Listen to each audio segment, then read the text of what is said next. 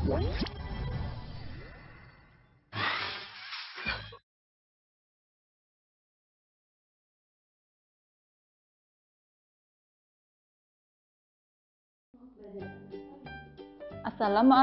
warahmatullahi wabarakatuh.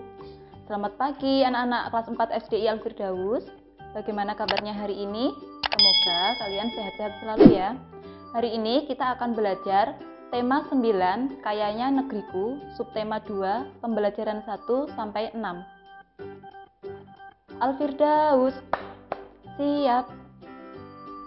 Yang pertama, sumber energi dan kegunaannya. Setiap manusia membutuhkan sumber energi untuk melakukan aktivitas sehari-hari, bukan? Nah, sebagai warga negara, kita memiliki hak dan kewajiban. Kemarin kita sudah belajar tentang hak dan kewajiban. Hak itu adalah segala sesuatu yang harus kita terima, dan kewajiban itu adalah segala sesuatu yang harus kita kerjakan atau kita laksanakan. Nah, sumber energi yaitu segala sesuatu yang dapat menghasilkan sebuah energi. Sumber energi tidak dapat dilihat, tetapi bisa kita rasakan. Dan manfaatnya, sumber energi dan kegunaannya. Macam-macam energi, yang pertama ada energi listrik. Kita kemarin sudah belajar tentang macam-macam energi. Energi listrik adalah energi yang dihasilkan oleh aliran arus listrik. Yang pertama contohnya ada kipas angin, ada mesin cuci, ada televisi. Yang kedua ada energi gerak. Energi gerak itu adalah energi yang dihasilkan oleh angin atau air. Contohnya ada kipas angin, kincir air. Yang ketiga ada energi panas. Energi panas energi yang terdapat dari matahari. Contohnya energi panas dimanfaatkan oleh PLTS. Kepanjangan dari PLTS adalah pembangkit listrik tenaga surya. Yang keempat ada energi bunyi. Energi bunyi suara yang dihasilkan oleh alat musik atau benda yang bergetar. Contohnya jika kita memainkan seruling, itu adalah akan menghasilkan sumber energi. Yang kelima itu adalah energi kimia. Energi yang tersimpan dari bahan-bahan kimia. Contohnya ada baterai dan aki. Selanjutnya perubahan energi yang terjadi dalam kehidupan sehari-hari. Yang pertama ada energi listrik menjadi energi panas. Contohnya ada kompor listrik, oven listrik, setrika. Yang kedua ada energi listrik menjadi gerak. Contohnya energi listrik menjadi gerak yaitu ada kipas angin, ada blender, ada mixer, ada mesin cuci. Yang ketiga ada energi gerak menjadi panas. Contohnya ketika sepeda motor kita pakai atau kita gunakan berjalan jauh, itu akan menjadi panas. Yang keempat, ada energi cahaya menjadi listrik. Contohnya teknologi panel surya. Yang kelima, ada energi listrik menjadi energi panas. Contohnya ada hair dryer. Yang keenam, ada energi gerak menjadi energi bunyi. Contohnya menabuh gendang, meniup seruling. Selanjutnya adalah persebaran sumber daya di Indonesia.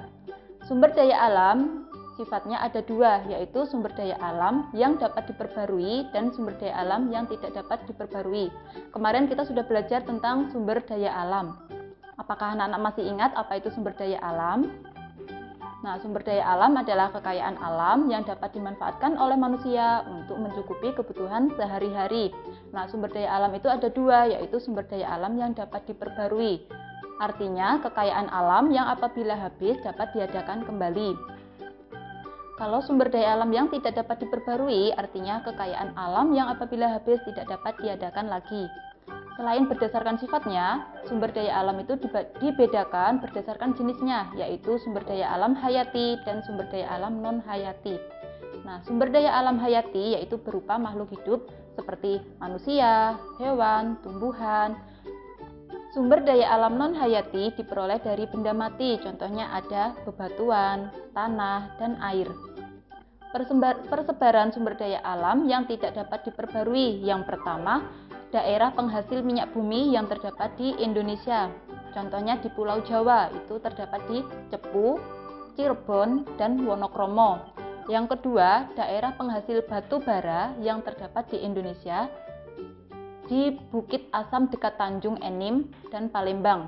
Yang ketiga, daerah penghasil tembaga yang terdapat di Indonesia terletak di Papua. Selanjutnya kita mengenal tanda tempo. Tanda tempo itu apa? Tanda tempo itu adalah cepat lambatnya sebuah lagu yang akan dinyanyikan. Macam-macam tempo. Yang pertama, tempo lambat. Tempo lambat itu tempo yang harus dinyanyikan dengan lambat atau perlahan. Contoh tempo lambat adalah adagio itu sangat pelan, largo itu lambat khidmat, lento itu lambat manis. Yang kedua, tempo sedang. Lagu yang mempunyai tempo sedang dinyanyikan dengan kecepatan sedang. Artinya dinyanyikan tidak terlalu cepat dan tidak terlalu lambat. Contoh tempo sedang, yang pertama ada andante. Andante itu artinya sedang seperti orang. Yang B moderato itu sedang. Yang ketiga ada tempo cepat. Lagu yang bertempo cepat itu dinyanyikan dengan cepat. Contohnya allegro, cepat. Presto itu sangat cepat, allegretto itu agak cepat. Selanjutnya, hak dan kewajiban sebagai warga negara. Nah, kita memiliki hak dan kewajiban. Contohnya hak sebagai warga negara, yang pertama, mendapat kepastian hukum. Yang kedua, membela negara. Yang ketiga, memeluk agama. Yang keempat, mengeluarkan pendapat. Kewajiban sebagai warga negara. Yang pertama, membayar pajak. Yang kedua, mengikuti pendidikan dasar. Yang ketiga, ikut serta dalam upaya bela negara. Yang keempat, menjunjung hukum dan pemerintah di Indonesia. Kewajiban manusia terhadap sumber daya alam. Yang pertama, melakukan penanaman kembali. Yang kedua, menggunakan jenis kendaraan yang ramah lingkungan. Yang ketiga, memperindah lingkungan. Hak manusia terhadap sumber daya alam. Yang pertama, menikmati segarnya lingkungan. Yang kedua, mendapatkan pasokan air yang bersih dan sehat. Yang ketiga, terpenuhinya kebutuhan protein dan nabati. Kerja sama masyarakat dalam melestarikan lingkungan. Yang pertama, kewajiban masyarakat terhadap lingkungan, yaitu pertama melakukan kegiatan reboisasi, yang kedua mengelola sampah dengan baik, yang ketiga saling mengingatkan jika ada yang merusak lingkungan. Yang kedua, kewajiban masyarakat dan pemerintah terhadap lingkungan. Yang pertama, menyediakan tempat pembuangan sampah. Yang kedua, memberikan sanksi kepada perusak lingkungan. Yang ketiga, memberikan hadiah dan penghargaan kepada pribadi ataupun kota yang menjaga kelestarian lingkungan, seperti Adipura dan Kalpataru.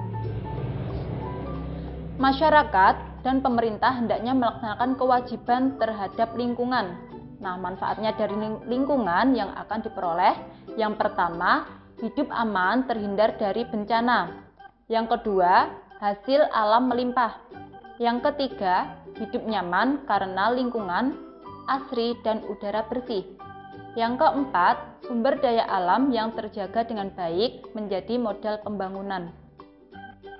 Untuk tugasnya silakan dilihat di sebelahnya dan jangan lupa dikerjakan dan difoto dikirim ke Google Drive-nya masing-masing. Ingat, tetap patuhi protokol kesehatan dengan cara mencuci tangan menggunakan sabun, menggunakan masker jika keluar rumah, dan selalu menjaga jarak. Akhiri, wassalamualaikum warahmatullahi wabarakatuh. See you.